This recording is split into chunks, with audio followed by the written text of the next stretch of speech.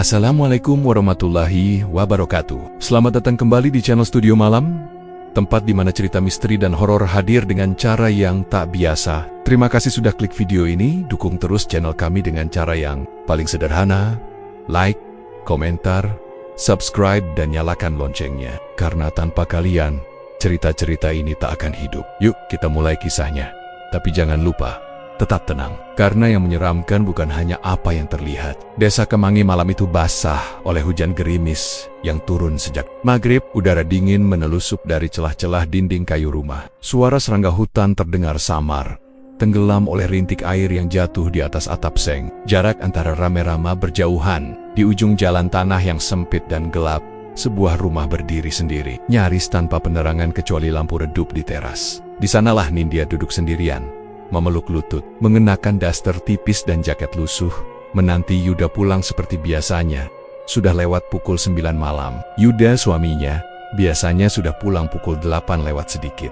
Motor Bitua miliknya selalu terdengar dari jauh. Tapi malam itu, suara itu tidak muncul juga. Hujan rintik, tidak terlalu deras, tapi cukup membuat jalanan becek. Nindya gelisah. Ia menatap ke arah jalan setapak yang menuju ke kebun singkong, berharap melihat cahaya lampu motor atau siluet tubuh suaminya. Tapi yang tampak hanyalah gelap dan bayangan pepohonan. Sampai akhirnya, muncul sosok berjalan dari kejauhan. Tubuhnya tinggi, langkahnya mantap. Nindya berdiri perlahan, menyipitkan mata. Wajahnya mulai terlihat jelas. Itu Yuda. Tapi ia datang. Bergelen koki, tidak ada motor. Tidak ada suara knalpot. Tidak ada helm. Hanya tubuh basah kuyup yang mendekat dengan langkah pelan. "Mas, kok jalan kaki?" tanya Nindya pelan saat Yuda masuk ke halaman.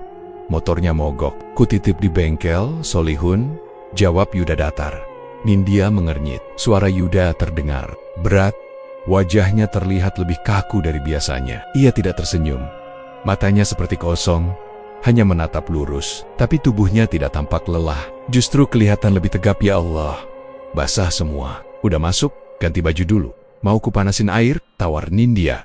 Yuda tidak menjawab. Ia hanya mengangkat tangan, menunjukkan 3 lembar uang 100 ribuan. "Ini buat kamu Ninja, Teh Ciao." Jarang sekali Yuda membawa uang sebanyak itu. Paling besar biasanya 50 ribu. Ia menerima uang itu dengan ragu. "Dari mana uang segini, Mas?" tanyanya pelan. "Rezeki. Tadi banyak penumpang," jawabnya singkat.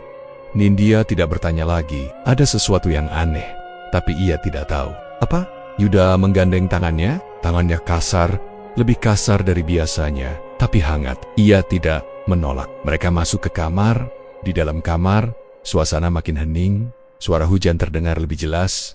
Lampu kamar remang. Nindya hendak membuka lemari, tapi Yuda tiba-tiba memeluk Nia. Dari belakang, "Aku kangen," bisiknya pelan, tapi nadanya tegas.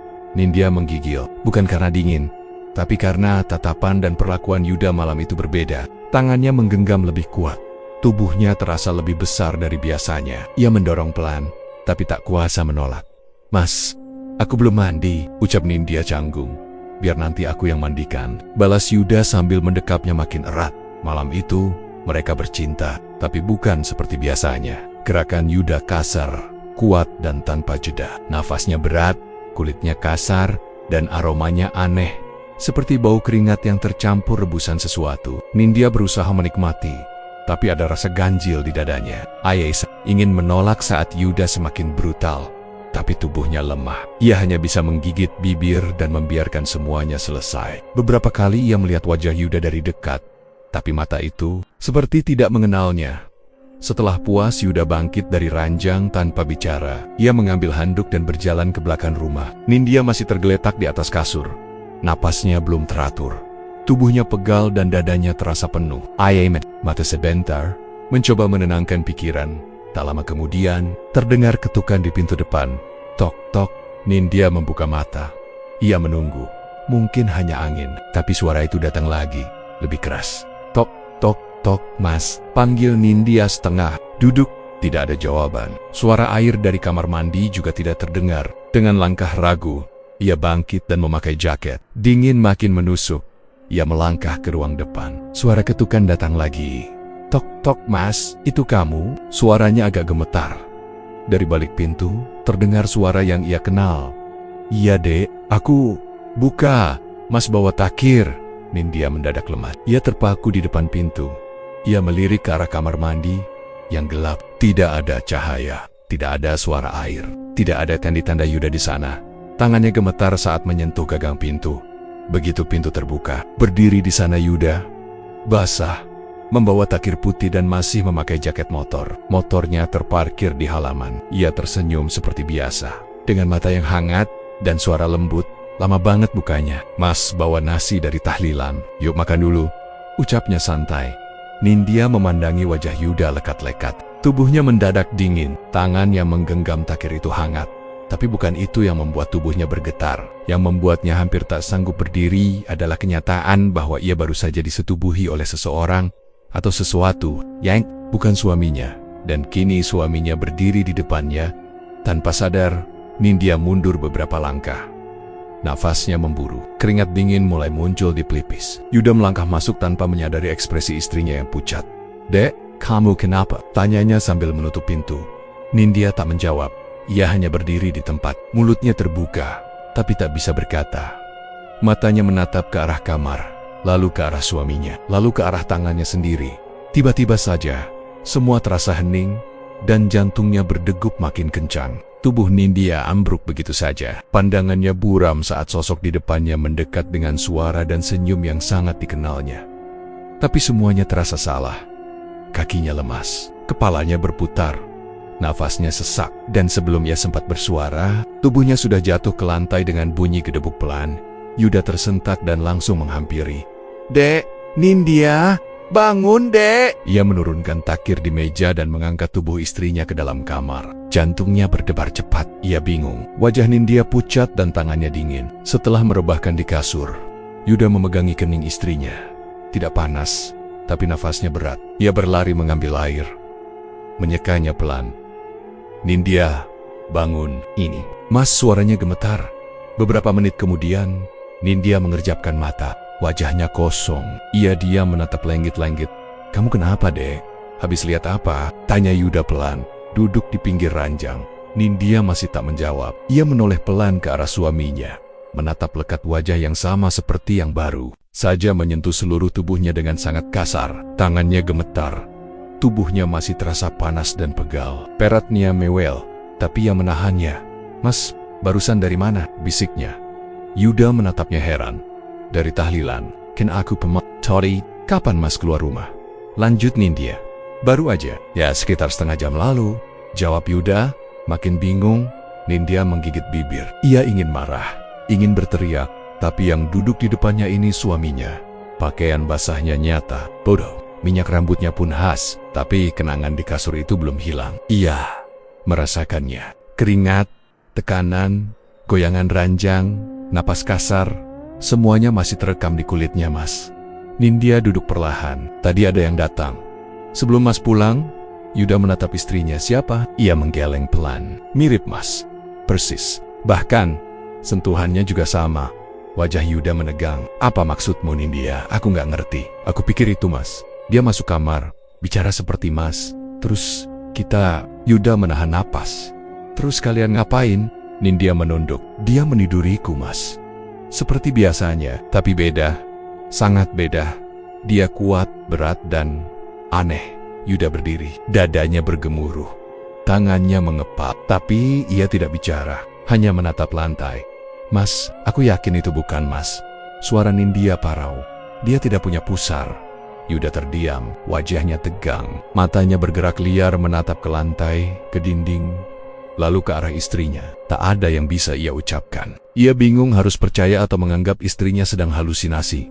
Keesokan paginya, saat Yuda masih tertidur, Nindya membuka lemari dan mengambil dompet kecil tempat ia menyimpan uang yang diberikan Yuda malam itu. Ia membuka lipatannya. Dengan pelan, matanya membelalak. 3 lembar uang 100.000 yang ia simpan kini berubah menjadi daun kering. Warnanya coklat, kaku dan bau tanah menyengat keluar dari sela-sela dompet. Ia menutup mulut, mencegah teriakan keluar. Tangannya gemetar saat mengambil daun itu satu persatu. Diperhatikannya baik-baik, tidak ada sisa angka, tidak ada jejak tinta, benar-benar daun. Uratnya jelas, kering dan retak. Ia meletakkannya di atas meja, lalu duduk diam di tepi ranjang. Tangannya menyentuh bagian tubuh yang masih terasa nyeri. Bekas perlakuan semalam masih terasa, tidak ada luka, tapi nyut-nyutan dan memar kecil menyebar di pangkal paha dan pinggang. Nindya menahan napas. Matanya mulai berkaca-kaca. Ia tidak tahu apa yang sedang terjadi padanya. Sore hari, Yuda pamit pergi tahlilan lagi. Wajahnya muram. Sejak semalam ia tidak banyak bicara. Hanya memeluk sebentar sebelum pergi. Mas, jangan lama-lama, ya, ucap Nindya pelan sebelum Yuda keluar pagar. Yuda mengangguk. Paling juga 1 jam. Pintu ditutup, kunci dipasang. Tapi perasaan Nindya tidak tenang. Ia duduk di ruang depan, memeluk bantal. Suara jam dinding berdetak lambat. Televisi sengaja tidak dinyalakan. Hujan masih gerimis. Dari arah kebun, terdengar lolongan anjing yang membuat bulu kuduknya merinding. Beberapa menit kemudian, terdengar ketukan di pintu. Tok, tok. Nindya langsung berdiri. Jantungnya berdetak cepat. Ia melirik jam dinding. Yuda baru pergi 20 menit lalu. Tidak mungkin sudah pulang. Tok, tok, tok. Suara itu datang lagi. Dek, ini Mas. Buka pintunya. Nindya membeku. Suara itu mirip, tapi terlalu cepat. Dengan langkah pelan, ia mendekat ke pintu. Tangannya gemetar saat memutar kenop. Begitu pintu terbuka, sosok Yuda berdiri di sana. Kering, tidak basah, tidak membawa takir, tidak pakai jas hujan, tapi wajahnya sama. Senyumnya mirip, matanya menatap tajam. Ayo masuk Mas, kangen, ucapnya pelan. Sebelum sempat berpikir, tangan itu sudah menariknya masuk. Dibopong ke dalam kamar tanpa perlawanan.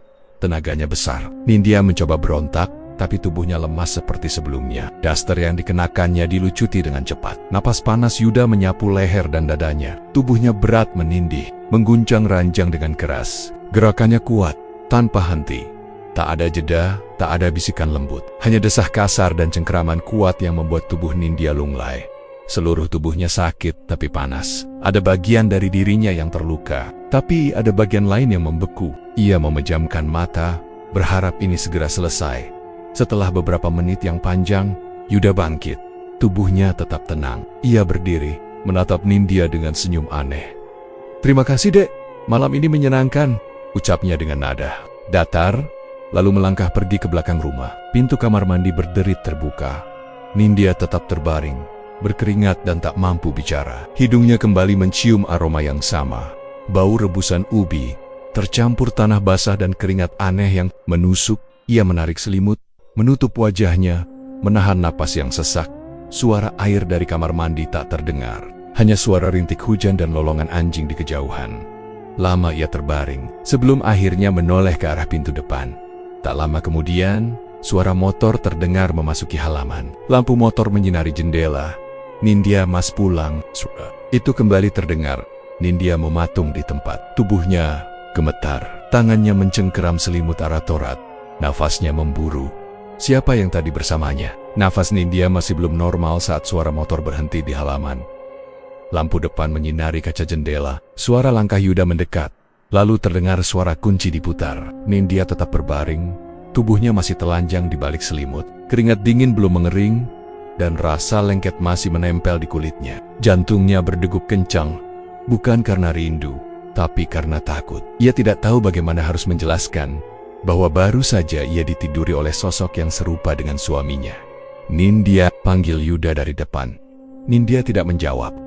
Memejamkan mata, berharap Yuda tidak masuk kamar dulu, tapi langkah kaki itu mendekat.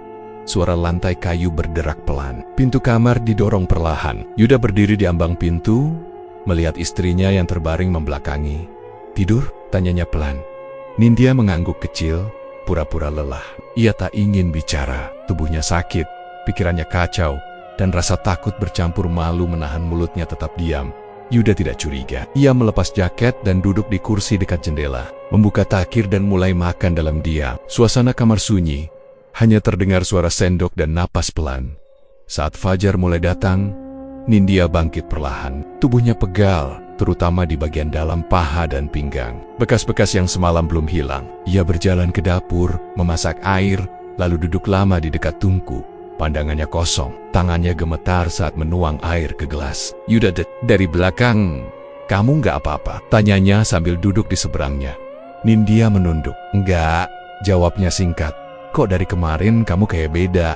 diam terus, kayak mikirin sesuatu. Mas percaya kalau ada yang bisa menyerupai wajah orang? Ucap Nindya tiba-tiba. Yuda mengernyit. Kenapa nanya gitu? Nindya menatap ke arah dapur. Kalau ada yang masuk ke rumah, wajahnya sama seperti Mas, tapi dia bukan Mas. Yuda tidak langsung menjawab. Pandangannya berubah, tangannya mengepal pelan. Kamu mimpi ya, Dek? Enggak, aku sadar, jawab Nindya tegas. Yuda bangkit dan berjalan pelan ke arah pintu. Kita bahas nanti. Aku mau cari penumpang dulu ya. Tanpa pamit lebih lanjut, Yuda pergi. Nindya tidak mengejar. Ia tahu suaminya sedang bingung, mungkin tidak percaya, atau justru takut. Ia sendiri pun masih bertanya-tanya, apakah semuanya nyata, atau pikirannya mulai rusak, tapi rasa sakit di tubuhnya tak bisa bohong. Malam kembali datang. Rintik hujan turun lagi. Rumah yang dikelilingi kebun singkong itu menjadi sangat sunyi. Nindya duduk di ruang tengah sambil memeluk bantal. Ia takut masuk kamar. Lampu kamar, tidak. Ia nyalakan sejak sore. Semua terasa suram. Angin dari sela jendela membuat bulu kuduknya berdiri. Pintu depan terkunci, tapi ia tahu itu tak berarti apa-apa. Tok, tok. Nindya menegang. Suara itu lagi. Dek, Mas datang. Suara dari balik pintu. Ia tidak membuka, tapi kunci pintu bergerak sendiri. Gagang pintu berputar pelan. Sosok itu masuk dengan langkah tenang. Wahannya sama, senyumannya sama, tapi matanya tidak. Tidak ada kehangatan. Hanya sorot gelap yang membuat dada Nindya sesak. Ayo tidur, ucapnya sambil menarik tangan Nindya. Jangan, bisik Nindya, tapi tubuhnya lemas. Tangan itu terlalu kuat. Daster tipisnya tergeser begitu mudah. Ia didorong perlahan ke ranjang. Sosok itu naik ke atasnya, mencium lehernya kasar. Bau itu muncul lagi. Ubi rebus dan keringat yang basi. Nindya mual, tapi tidak bisa bergerak. Tubuhnya seperti dikunci. Ia hanya bisa menoleh, menahan napas, merintih pelan. Gerakan itu cepat, keras, dan panas. Ranjang bergoyang hebat. Tubuhnya ditarik, dibalik, dipelintir. Nafasnya tercekat, matanya berkaca-kaca. Tapi ia tidak bisa menolak. Bahkan untuk menjerit pun mulutnya tak sanggup terbuka. Ketika selesai, sosok itu duduk di sisi ranjang, memandanginya sambil tersenyum. Kamu makin enak, Dek. Aku makin suka, katanya dengan suara berat. Nindya hanya terbaring. Tubuhnya gemetar. Selimut ditariknya pelan, menutupi dada dan paha. Sosok itu berdiri, berjalan ke arah kamar mandi, dan pintu tertutup perlahan. Tak ada suara air, tak ada suara gerakan, hanya keheningan dan aroma menyengat yang masih tertinggal di seluruh ruangan. Nindya menggenggam bantal, menangis dalam diam. Air matanya jatuh pelan ke bantal. Ia merasa jijik, marah, takut. Tapi yang paling ia benci, tubuhnya tidak bisa melawan. Ia hanya bisa pasrah setiap kali sosok itu datang. Tubuhnya bukan miliknya. Lagi, saat malam makin dalam, Nindya tetap tak bisa tidur. Ia hanya bisa menunggu. Menunggu apakah suara motor akan kembali terdengar. Menunggu apakah sosok yang sama akan datang lagi. Dan menunggu dirinya runtuh perlahan. Nindya masih duduk di sudut ranjang, menyelimuti tubuhnya yang kembali terasa lemas. Ia belum berani menatap ke arah pintu kamar mandi. Hening yang terlalu lama membuat keringat dingin membasahi leher dan punggungnya. Bau ubi rebus masih terasa di hidung. Matanya menatap kosong ke dinding. Tapi pikirannya sibuk memutar semua kejadian. Ia tidak tahu apa lagi yang bisa ia lakukan, selain menunggu waktu berjalan. Angin malam merambat masuk dari jendela yang sedikit terbuka. Suara daun bergesekan terdengar, seperti bisikan. Tubuhnya menggigil, bukan karena dingin tapi karena rasa takut yang tidak kunjung reda. Beberapa kali ia mencoba bicara pada Yuda tentang semua ini, tapi tak pernah selesai. Yuda hanya menatapnya kosong, lalu mengalihkan pembicaraan. Kamar mandi tetap sunyi, tidak ada suara air, tidak ada tanda-tanda gerakan.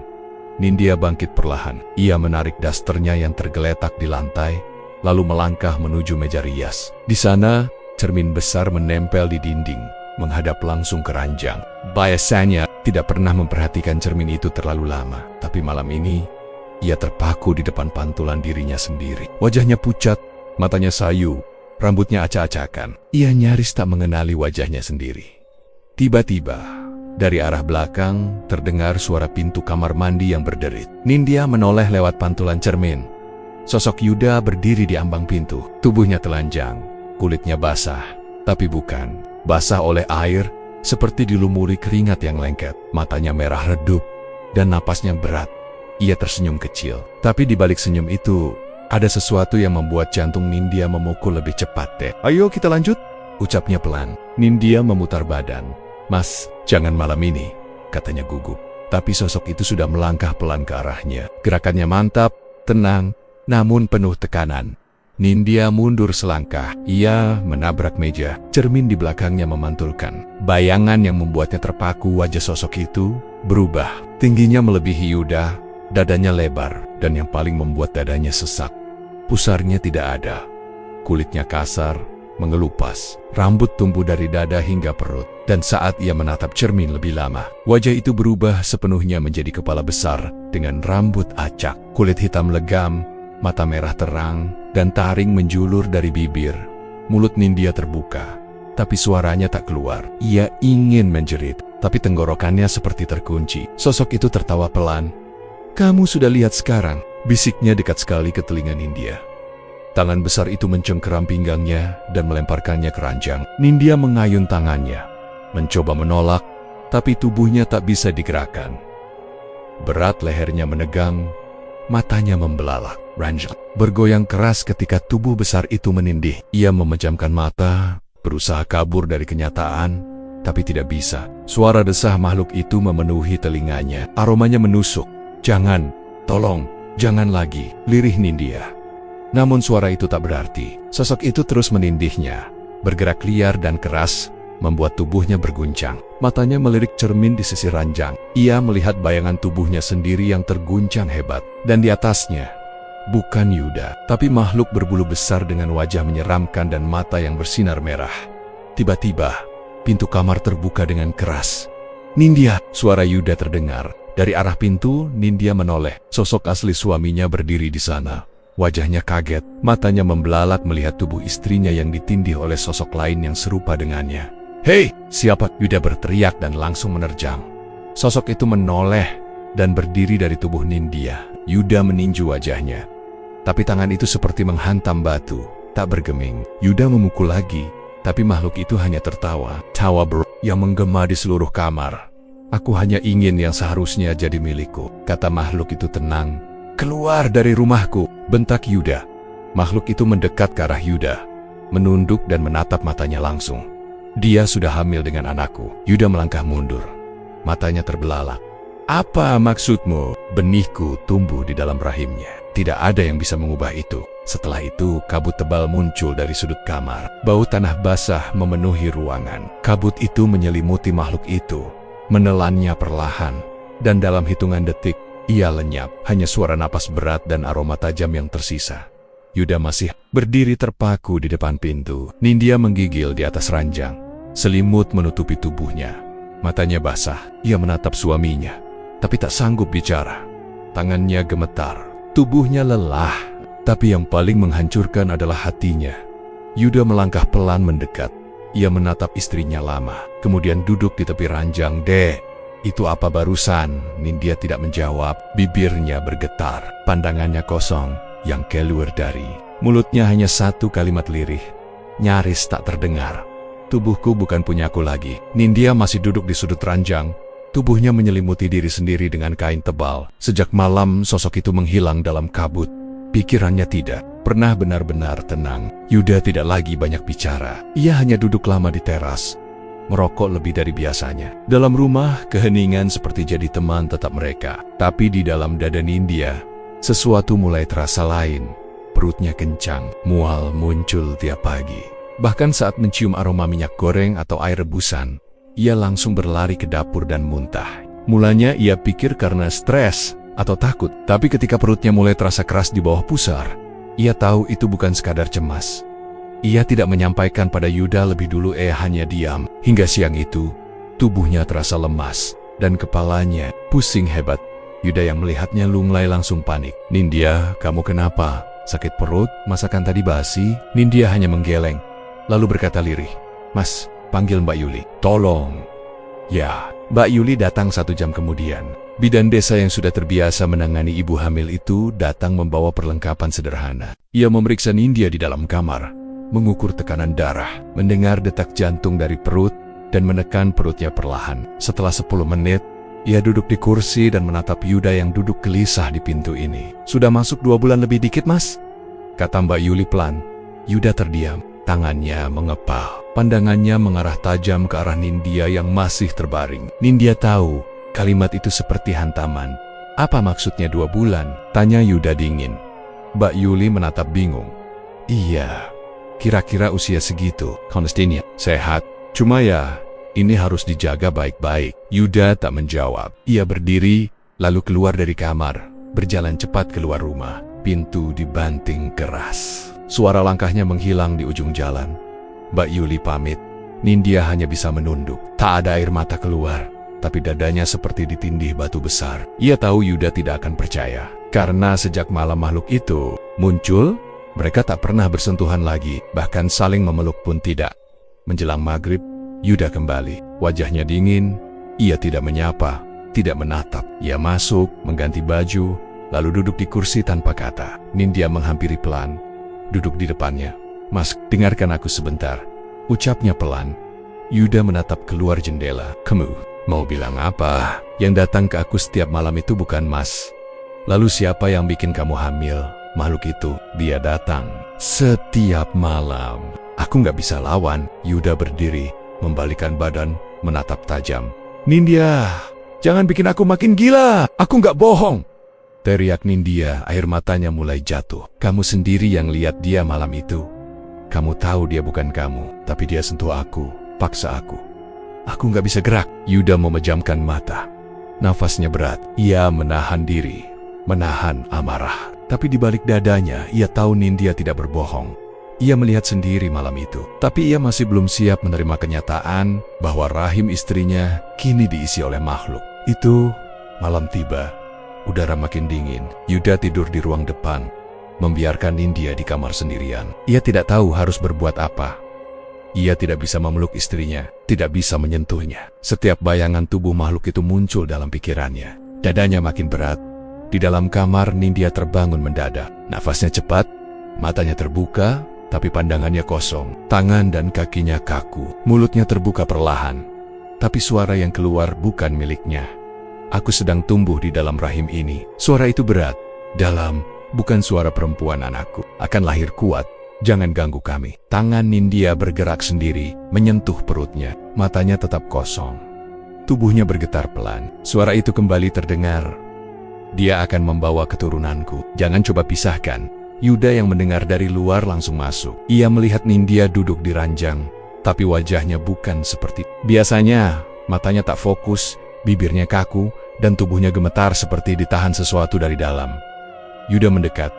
"Nindya," panggilnya lirih. Tubuh Nindya tiba-tiba ambruk ke samping.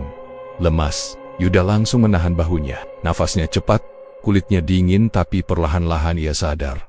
Matanya berkedip pelan. "Mas," suaranya gemetar barusan. "Aku ngapain?" Yuda tidak menjawab. Ia hanya menarik nafas dalam menetap ke arah jendela yang kini mulai dipenuhi kabut tipis dari luar. Suara lolongan anjing terdengar samar dari kejauhan. Di dalam dada Yuda, perasaan takut mulai tumbuh lebih kuat dari amarah. Mereka tidak sedang menghadapi manusia, dan bayi itu benar-benar ada di dalam rahim istrinya. Wajah Nindya masih pucat ketika Yuda meninggalkannya di kamar. Ia terbaring memeluk bantal. Tubuhnya terasa asing, perutnya makin kencang dan penuh tekanan. Suara dalam tubuhnya semalam masih terngiang. Kata-kata itu membekas, seperti tanda yang tak bisa dihapus. Di ruang depan, Yuda duduk mematung. Wajahnya keras, napasnya berat, kepalanya penuh tanya, tapi semua jawabannya tidak ada di rumah ini. Ia butuh bicara, tapi bukan ke sembarang orang. Tanpa banyak pikir, Yuda mengenakan jaket dan keluar rumah. Langkahnya cepat menuju rumah Pak Maskur yang berada di pinggir kebun bambu, sekitar 100 meter dari rumahnya. Lelaki tua itu dikenal pendiam, tapi semua orang tahu bahwa ia menyimpan banyak pengetahuan tentang hal-hal yang tidak bisa dijelaskan. Beberapa warga pernah bilang, Pak Maskur pernah menolong satu keluarga dari gangguan makhluk halus puluhan tahun lalu. Yuda mengetuk pintu 3 kali. Tak lama kemudian, Pak Maskur muncul. Tubuhnya kurus, berbalut sarung dan kaos lusuh. Rambutnya hampir putih semua. Yuda, ucapnya pelan, menatap lekat. "Ada apa malam-malam begini?" Yuda menunduk sebentar, lalu berkata pelan, "Saya butuh bantuan, Pak, tentang istri saya." Pak Maskur memberi isyarat masuk. Mereka duduk di ruang tamu. Sederhana, lampu minyak menyala redup, membuat bayangan benda-benda di sekitar bergoyang pelan. Yuda menatap langsung ke arah lelaki tua itu dan mulai bercerita.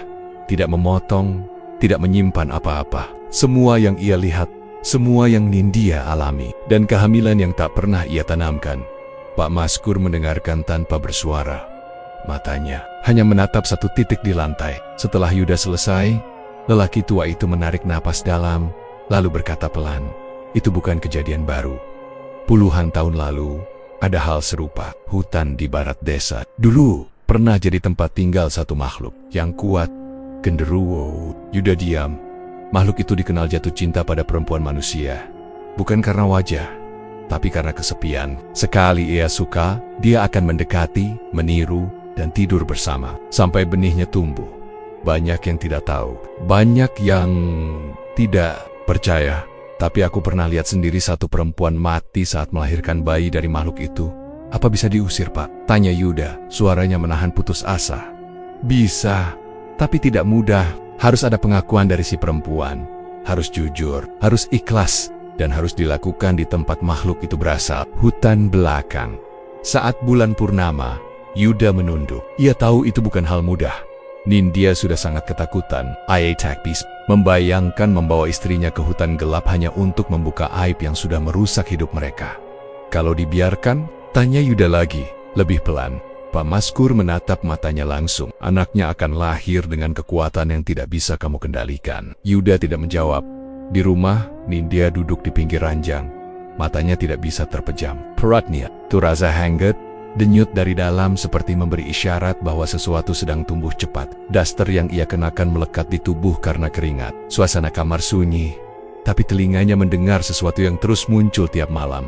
Erangan, panjang, berat seperti suara laki-laki yang menahan napas panjang saat bergumul. Ketukan, pelan tapi berulang. Seperti jari besar yang menyentuh dinding kamar dari luar. Langkah kaki berhenti tepat di depan pintu kamarnya. Seperti menunggu aba-aba untuk masuk. Nindya mendekap tubuhnya sendiri. Ia tidak tahu harus bicara dengan siapa. Yuda sudah mulai jarang menyentuhnya. Bahkan duduk dekat pun tidak. Sejak ia mengaku, suaminya menjadi dingin. Tidak membentak, tapi juga tidak menenangkan. Seperti ada tembok besar yang tumbuh di antara mereka. Tiba-tiba, suara langkah itu terdengar lagi. Tepat di depan pintu. Lalu suara berat itu berbisik sangat. "Pelan, Nindya. Aku rindu." Nindya menutup mulutnya sendiri, menahan napas. Tapi tubuhnya justru bereaksi aneh. Tangannya gemetar, ujung jarinya dingin, tapi bagian lain dari tubuhnya mulai terasa hangat. Ia tahu ini bukan reaksi biasa. Entah mengapa, tubuhnya merespon suara itu seperti sudah terbiasa. Ia berdiri, mendekat ke pintu. Tangannya menggapai kenop, tapi berhenti. Dari luar, suara langkah menjauh. Perlahan, tapi tidak ada tanda banner-banner pergi. Beberapa menit kemudian, Yuda pulang.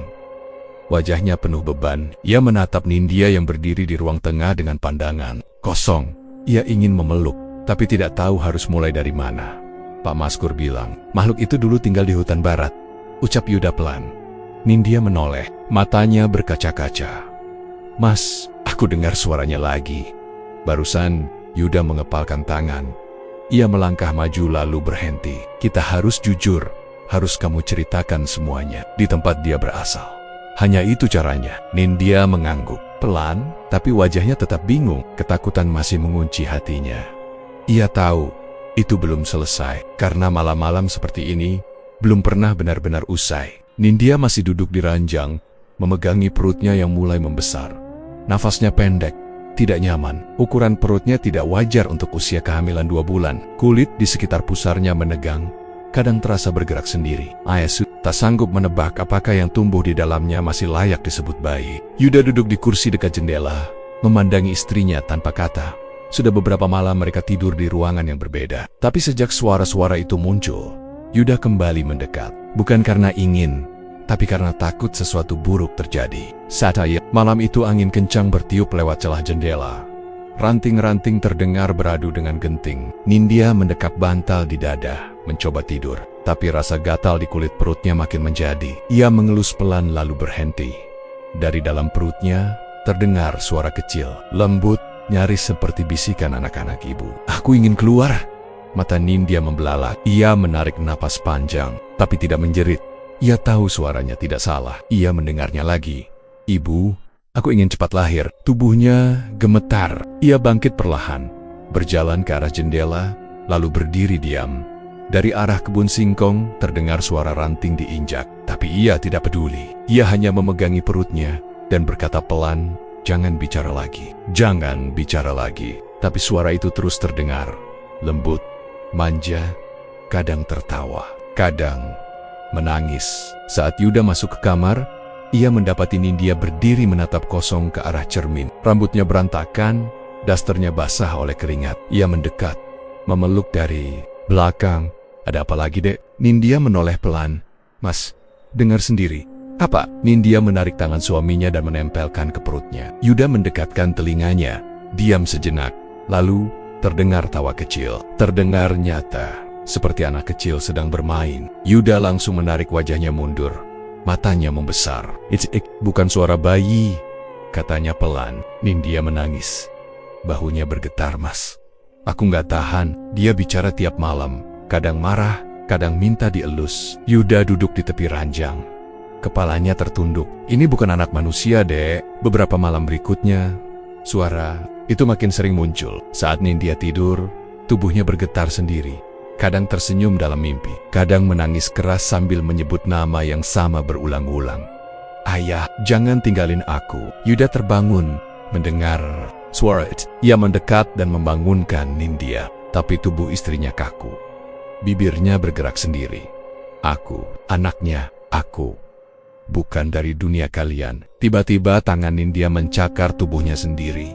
Bahunya berdarah, kuku-kukunya menggali kulit perutnya seperti ingin membuka paksa. Yuda menahan tangan itu, tapi tenaga Nindya luar biasa. "Dek, sadar, ini Mas. Jangan lukai diri kamu." Namun Nindya terus meronta. Darah mulai menetes ke lantai. Matanya terbuka lebar, tapi kosong, seolah sedang dikuasai sesuatu yang tidak bisa dikendalikan. Dari luar rumah, Bu Isah yang tinggal 2 rumah dari situ, terbangun karena mendengar suara tangisan aneh. Ayemek kerudung seadanya dan segera menuju rumah Yuda. Ia mengetuk pintu beberapa kali. "Yuda, ini Bu Isah. Ada apa di dalam?" Yuda yang panik membuka pintu. Matanya merah dan wajahnya ketakutan. "Tolong Bu, istriku. Dia aneh." Bu Isah masuk dan langsung ke kamar. Ia melihat Nindya terduduk di pojok kamar. Tubuhnya berlumuran darah, daster sobek, kulit bahu dan lengan penuh goresan. Wajahnya menunduk, rambutnya menutupi sebagian wajah. Saat Bu Isah mendekat, Nindya mengangkat kepala. Matanya tajam, tapi bukan mata manusia biasa. Kulit wajahnya lebih gelap, garis rahangnya keras, senyumnya aneh. "Aku hanya ingin keluar dari tubuh ini," ucapnya lirih. Bu Isah menatap Yuda. "Ini bukan istrimu yang bicara." Tak lama kemudian Nindya roboh ke lantai. Napasnya terengah, tubuhnya lemas. Yuda segera mendekapnya. Ia menangis pelan, mengusap wajah istrinya yang pucat. "Mas," bisik Nindya, "aku capek.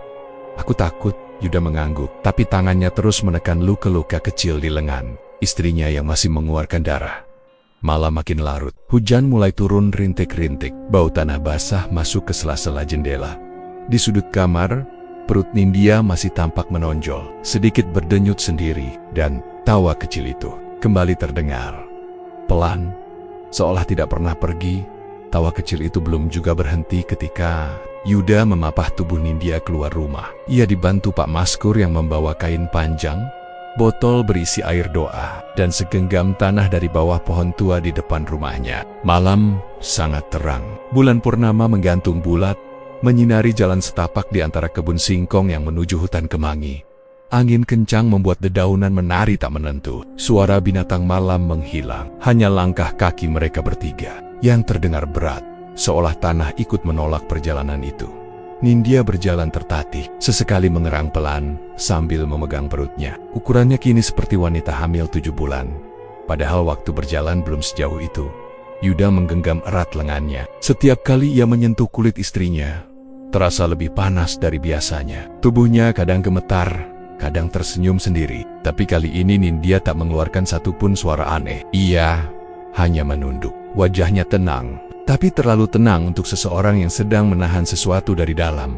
Tempatnya di dekat pohon waru tua, kata Pak Maskur pelan, menunjuk ke dalam hutan.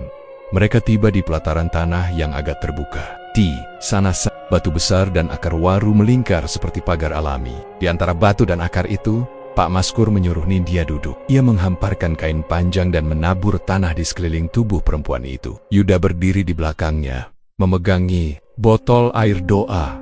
Jangan banyak gerak. Apapun yang kamu lihat nanti, jangan bicara dulu, bisik Pak Maskur. Ia mulai melantunkan bacaan yang terdengar dalam, berat, dan mengalun lama. Suaranya bergetar tapi tegas. Udara di sekitar berubah drastis. Angin mendadak berhenti. Kaku. Daun tidak bergerak sama sekali. Semua terasa diam dan padat. Tak lama kemudian, aroma tajam menyengat muncul entah dari mana. Seperti bau daging yang dibakar, Nindya mulai merintih. Tangannya memegang perut yang berdenyut hebat. Bergerak-gerak, mata terbuka, tapi tidak fokus, Mas. Panas, kepalaku berat, katanya lirih. Yuda menunduk. Tahan, Dek. Sebentar lagi, tiba-tiba dari balik gelap, muncul suara langkah berat, seolah kaki raksasa menginjak tanah basah. Daun-daun kering retak, akar pohon seperti bergeser. Sosok itu muncul perlahan. Tingginya lebih dari 2 meter. Tubuhnya lebar, berbulu hitam lebat, dan wajahnya hitam legam dengan 2 mata menyala merah. Napasnya berat. Setiap hembusan disertai suara mendesis seperti ular. Pak Maskur menghentikan bacaan dan berdiri. Jangan ganggu manusia ini, katanya keras. Sosok itu menatap tajam. Dia milikku. Rahimnya sudah menjadi wadah bagi darahku. Kau mau rampas anakku? Yuda berdiri di depan Nindya. Dia istriku. Kami tidak menginginkan anak dari dunia sepertimu. Makhluk itu melangkah maju. Tanah bergetar tiap kali ia menginjak. Suaranya lebih keras. Dia memanggilku. Dia menyambutku. Setiap malam, tubuhnya menungguku. Aku sudah menanamkan benih, dan itu tak bisa dicabut. Pak Maskur kembali melafalkan doa lebih keras. Tangannya menggenggam erat botol air doa. Tapi saat ia hendak menaburkan air ke arah makhluk itu, sosok itu menerkam cepat. Cakar besarnya menghantam bahu Pak Maskur. Lelaki tua itu terlempar ke tanah. Kepalanya membentur akar. Tubuhnya langsung diam. Pak Maskur! Yuda menjerit, tapi ia tak sempat menolong. Nindya menjerit keras. Tubuhnya menggeliat hebat. Perutnya berdenyut keras dan bergetar. Matanya terbuka lebar. Dan dari mulutnya keluar suara berat. Jangan usik, biarkan aku lahir. Yuda cepat membuka botol air doa. Dengan tangan gemetar, ia memercikan air ke wajah Nindya. Tubuh istrinya langsung mengejang. Suara dari mulutnya berhenti. Tubuhnya menggeliat keras, lalu pingsan dalam posisi miring. Darah menetes dari hidungnya. Napasnya tersengal. Makhluk itu menggeram keras. Berani sekali kau melawan kehendak darahku.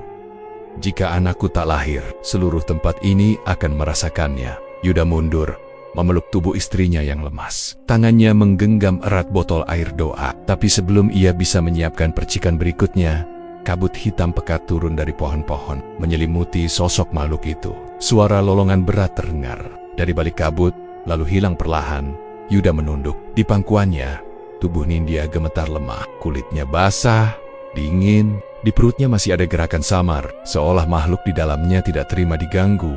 Yuda hanya bisa memeluk erat, menatap tubuh Pak Maskur yang tergeletak tak sadarkan diri. Di antara ketakutan dan kebingungan, dadanya terasa makin sesak. Semua yang ia pegang sebagai kenyataan kini sudah tidak berlaku lagi. Yang tumbuh dalam tubuh istrinya bukan lagi sekadar bayi. Tubuh Nindya masih terbaring di atas kasur tikar setelah kejadian di hutan malam itu. Sejak tersadar, ia jarang bicara. Nafasnya pendek, matanya sering kosong. Perutnya tidak mengecil, malah makin membesar dalam hitungan hari. Pak Maskur belum juga siuman. Yuda mengurus semua sendiri. Ia tak berani meninggalkan istrinya lama-lama, karena setiap kali malam datang, udara di dalam rumah berubah. Dingin, lembab, dan selalu tercium aroma tanah basah yang makin menyengat. Pagi itu, Nindya duduk lemah di sudut kamar. Tangannya memegangi perut yang mulai bergoyang sendiri. Ia tak merasa sakit. Tidak ada kontraksi, tapi ada tekanan dari dalam. Seperti didorong sesuatu. Yuda memperhatikannya dari jarak dekat. Mas, kayaknya ini waktunya, kata Nindya pelan. Suaranya nyaris tak terdengar. Yuda segera mengambil handuk dan kain bersih. Ia meminta bantuan tetangganya untuk memanggil Mbak Yuli. Dalam waktu singkat, bidan desa itu datang terburu-buru, membawa perlengkapan seadanya. Apa dia sudah keluar darah? Tanya Mbak Yuli cepat. Belum, tapi dia bilang waktunya, jawab Yuda. Mbak Yuli duduk di samping Nindya dan memeriksa sebentar. Lalu ia menatap Yuda dengan ekspresi bingung.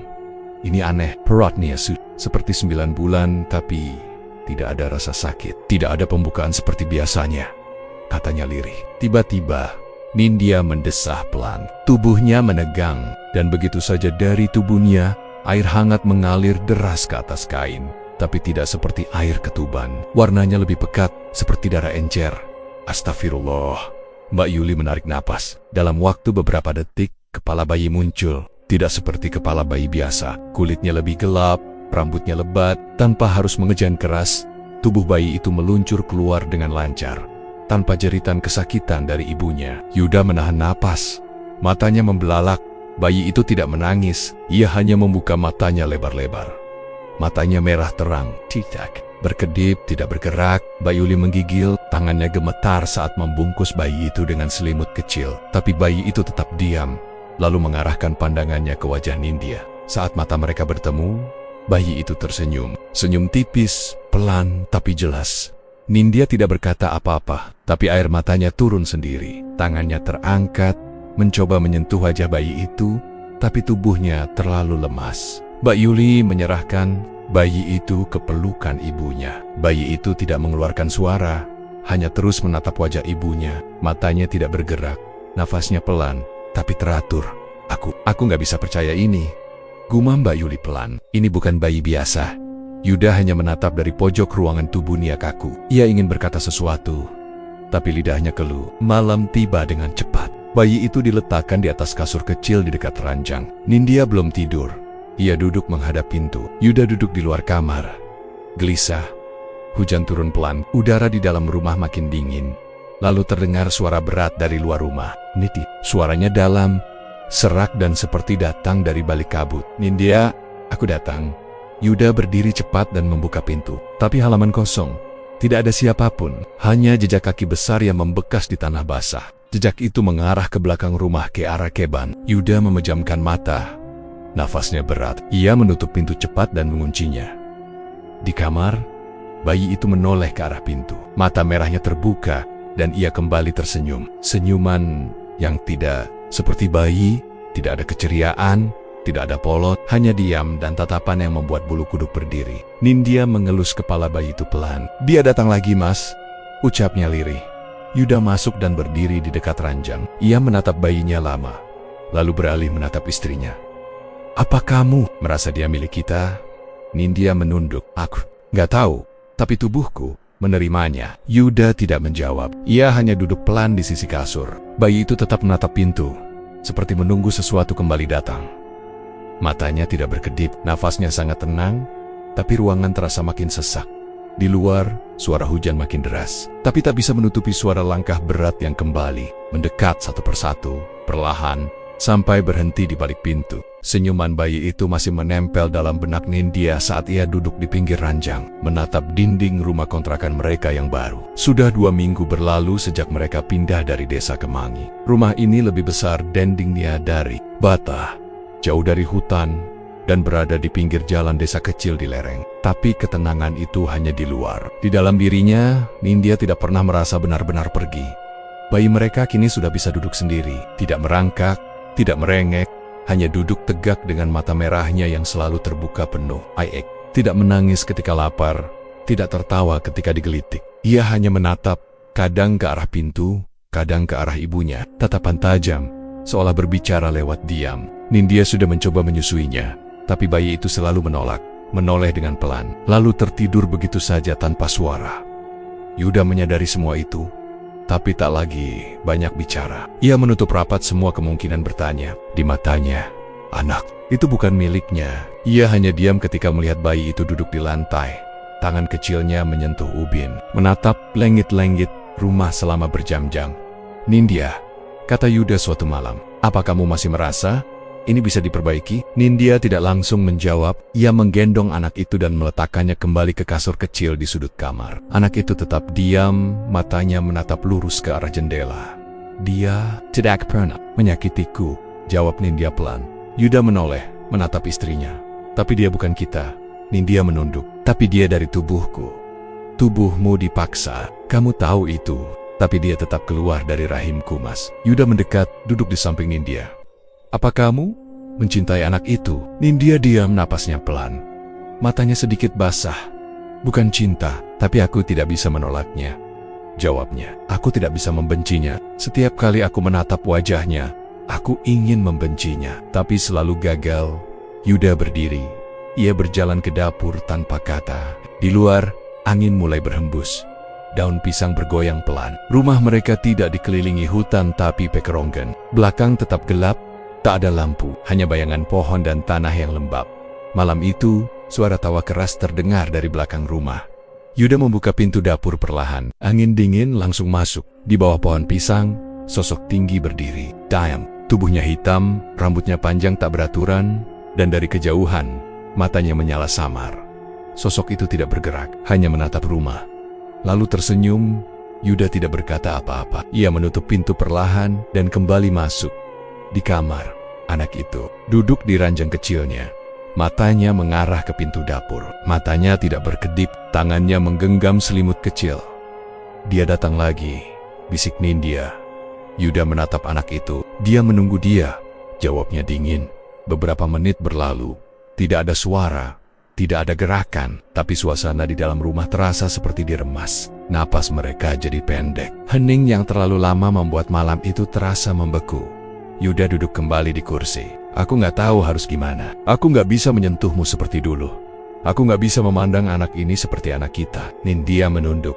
Aku pun sudah tak bisa menyentuhmu, Mas. Yuda memejamkan mata. Kalimat itu menampar lebih keras. Dari yang ia duga, aku masih cinta padamu. Tapi, tubuhku seperti bukan milikku sejak malam itu. Lanjut Nindya lirih. Dan sekarang, semuanya terasa jauh. Di tempat tidur kecilnya, anak itu perlahan berbaring sendiri. Tapi matanya tetap terbuka. Pandangannya masih lurus ke arah pintu. Senyumnya muncul perlahan, tipis, pelan, lalu hilang lagi. Yuda menatap wajah istrinya, tapi tak lagi menemukan yang dulu. Ada jarak yang tak bisa dijangkau. Bukan oleh waktu, bukan oleh marah, tapi oleh sesuatu yang tidak bisa dilawan. Anak itu tetap diam. Dan Nindya tetap memandangi anaknya dengan tatapan yang tidak bisa dijelaskan. Seperti ada rasa bersalah, tapi juga pengakuan. Seperti ada luka, tapi juga penerimaan dalam keheningan itu. Mereka bertiga hanya duduk bersama, tapi masing-masing sendiri. Terima kasih telah menyimak sampai akhir. Setiap kisah yang kami bagikan bukan sekadar untuk ditakuti, tapi untuk direnungi. Karena terkadang, yang paling mengerikan bukan makhluk di luar sana, tapi rahasia yang kita simpan sendiri. Dukung terus channel ini, agar kami tetap bisa menghadirkan cerita-cerita yang membuat bulu kuduk berdiri, tapi hati tetap ingin tahu. Jangan lupa like, komentar, dan subscribe. Sampai jumpa di kisah selanjutnya. Wassalamualaikum warahmatullahi wabarakatuh.